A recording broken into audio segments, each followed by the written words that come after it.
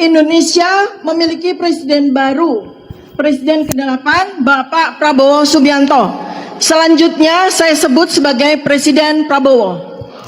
Sosok seorang pemimpin yang sesungguhnya ditunggu sejak 10 tahun yang lalu. Dan kini akhirnya Allah SWT menjadikan Presiden Prabowo sebagai pemimpin bangsa Indonesia dalam 5 tahun ke depan.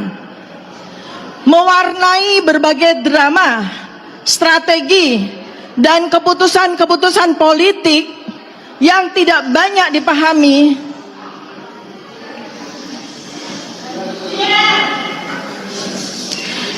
dan karenanya menghasilkan kekecewaan karena ketidakmengertian dan berbagai pengorbanan, termasuk pertaruhan harga diri yang dilakukan untuk memuluskan jalan menuju jabatan presiden, termasuk harus tunduk selama 5 tahun berdamai dengan pemimpin zalim untuk menuju kursi presidensi. Akhirnya cita-cita Presiden Prabowo terwujud. Para pendukung Presiden Prabowo 5 tahun ini merasa dipecundangi, dihianati, dibuat sakit hati dengan keputusan Presiden Prabowo masuk kabinet, menjadi menterinya, pembantunya seorang penguasa zalim, pembohong, penipu, dan pengutang terbanyak sepanjang sejarah Republik ini, termasuk menggandeng seorang yang sama sekali tidak kapabel, anak dari si penguasa zalim, pembohong, dan penipu. Dalam 8 bulan ini,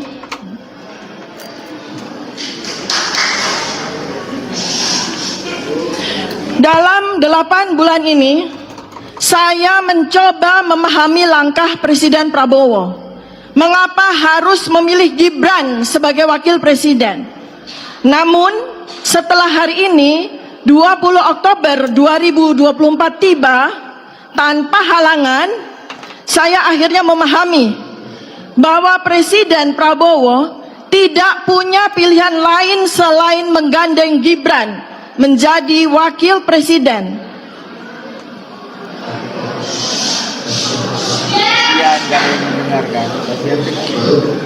Untuk memastikan dukungan penuh si penguasa zalim mengucurkan dan menggelontorkan dana kampanye dan backup pihak-pihak termasuk lembaga-lembaga terkait dengan pemilihan presiden apabila Presiden Prabowo menjadikan anaknya sebagai wakil presiden.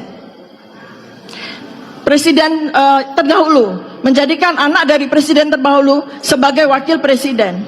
Ternyata Tuhan Allah SWT memiliki rencananya sendiri.